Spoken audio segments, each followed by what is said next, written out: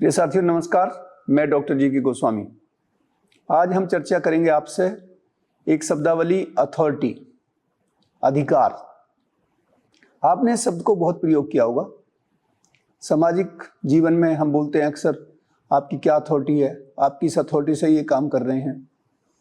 तो अथॉरिटी और पावर, ये दो शब्द काफ़ी अंतर्निहित हैं, एक दूसरे से संबंध है।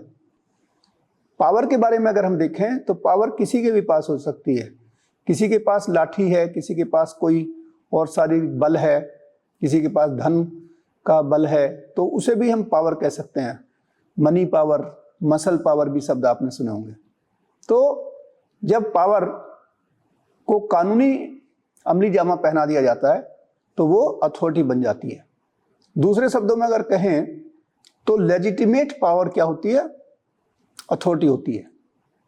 अगर मैथमेटिकल फार्मूले में कहें तो power plus legitimacy is equal to authority. Authority से ही हम कानून का राज स्थापित करते हैं। नहीं तो क्या है, अगर पावर केवल होगी किसी के पास तो वो लोग गुंडा हो सकते हैं, वो समाज में अराजकता कर सकते हैं।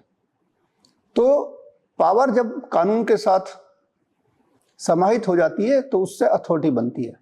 अथॉरिटी हो जाने से क्या है कि चीज़ों में ट्रांसपेरेंसी आती है, पारदर्शिता आती है। जिसके पास अथॉरिटी होती है उसकी जिम्मेदारी होती है, अकाउंटेबिलिटी होती है। वो कामों को कानून की दृष्टि से सही ढंग से करते हैं और अथॉरिटी ही कानून की नज़र में सही रास्ता दिखाती है। देखिए, मैं आपको एक और उदाहरण देता हूँ। कोई आदमी अगर किसी के साथ कोई शारीरिक मारपीट कर दे या कोई और उसकी हत्या कर दे तो ये अपराध है। लेकिन जो अपराध में जब ट्रायल होता है और हमारे कोर्ट उसको मृत्युदंड की सज़ा देते हैं तो फांसी भी दी जाती है, किसी की जान ली जाती है। तो ये अथॉरिटी के द्वारा किया गया।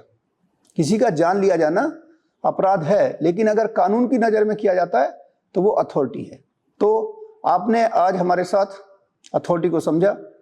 हमारे साथ जुड़े रहिए, इस चैनल को सब्सक्राइब करिए, शेयर करिए, और आपको अगर कोई भी और जिज्ञासा है किसी विषय वस्तु पे तो आप चैट बॉक्स में डालिए।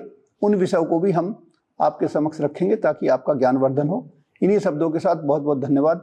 जय हिंद।